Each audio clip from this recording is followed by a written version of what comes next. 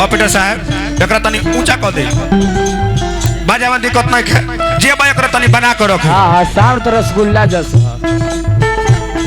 एक बार फिर तमाम श्रोता समाज के हार्दिक अभिनंदन करब। हां बढ़िया सब है जितना जनता जनार्दन पहुंचल बानी सब लोग के एक बार फिर प्रणाम नमस्कार करब।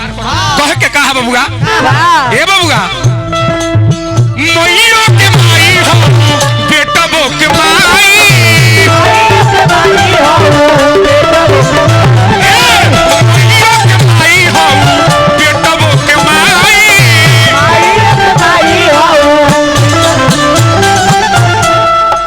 ए माई ए घड़ी जमाना चेंज भइल बा माई। हां दुनिया में 101 कलाकार और 101 व्यास और 101 दुनिया में हमनी के आदमी जुटल बानी। आ वो दुनिया में सबसे पूर्व कहा नंबर 1 ई तहार बेटा। हां जे टिकिया वाला हा जितना दुनिया में व्यास चाहे कलाकार भा उस सारा कलाकार में 1 नंबर बुर्बक ये तहार बेटा का नाम लिखाइल बा। यदि तू ना आइबू तो ये बेटा के आज लाज बची ना। भक्त हले के ए माई बाबूजी गौर करो बनला के दुनिया में तो नहीं एगो नाता देखी प्रणाम नमस्कार करो भैया के दुनिया में नाता देखी चाचा। मेहरारू आपका कब तक चालू कीजिए ब्लू कौन मेहरारू यदि बाहर से आइएगा तो आपका पॉकेट का पैसा देखेगी। मेहरारू आपका पॉकेट का पैसा देखेगी। बाकी दुनिया में वो माइये ऐसा चीज बारी कि ऊ ना देख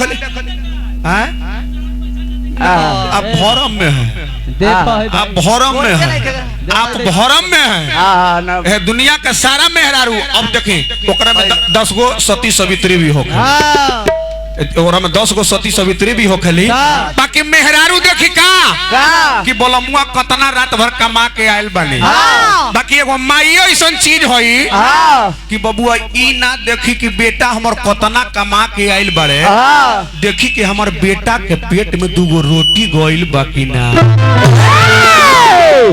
बाबूजी माई का होई माई का है तनी गौर करब। माता उस जीव का नाम है बाबूजी माता उस जीव का नाम है जो स्वयं हमारा और सुमिरन में आई।